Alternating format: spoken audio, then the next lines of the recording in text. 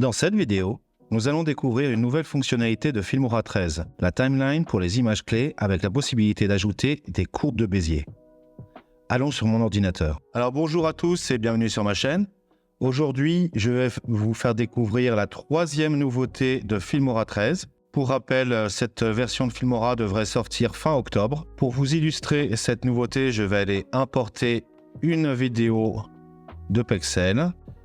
Ok, donc je vais importer cette vidéo toute simple d'un drone. Donc je déplace sur la timeline et je vais y ajouter des images clés. Ça va permettre d'illustrer mon propos. Il n'y a rien de mieux que d'expliquer par l'exemple, selon moi. Donc je déplace la timeline et je vais appuyer sur ce symbole d'image clé pour ajouter la première. Automatiquement, ça a ouvert ce menu contextuel.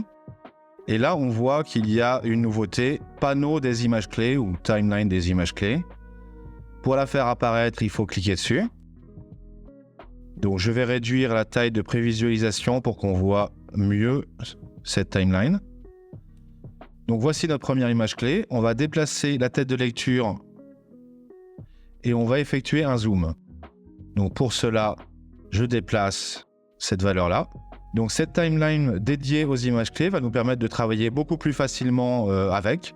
On pourra les déplacer plus facilement et on pourra également y ajouter des courbes de Bézier. Alors pour vous illustrer ce que c'est qu'une courbe de Bézier, je vais vous passer déjà mon zoom une première fois. Donc on voit que le zoom n'est pas du tout progressif. À partir du moment où il touche la première image clé, il accélère de manière continue et linéaire vers la deuxième image clé. Il n'y a pas d'accélération du mouvement au départ et de décélération du mouvement. Donc, ce que permet de faire la courbe de Bézier, c'est justement d'avoir une accélération progressive du mouvement et une décélération progressive également.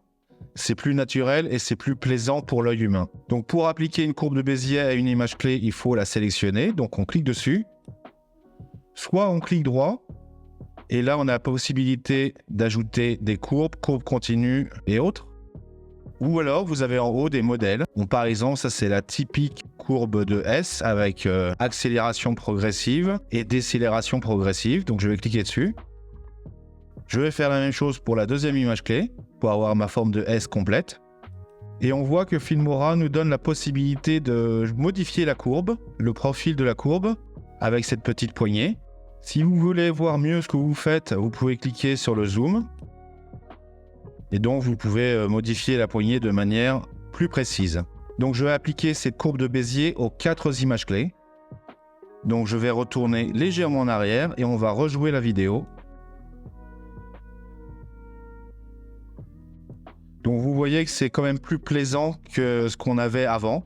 À bientôt pour une nouvelle vidéo concernant Filmora 13. Puis n'oubliez pas de liker, commenter, partager, ça fait toujours plaisir et ça aide la chaîne vis-à-vis de l'algorithme. Allez, ciao ciao.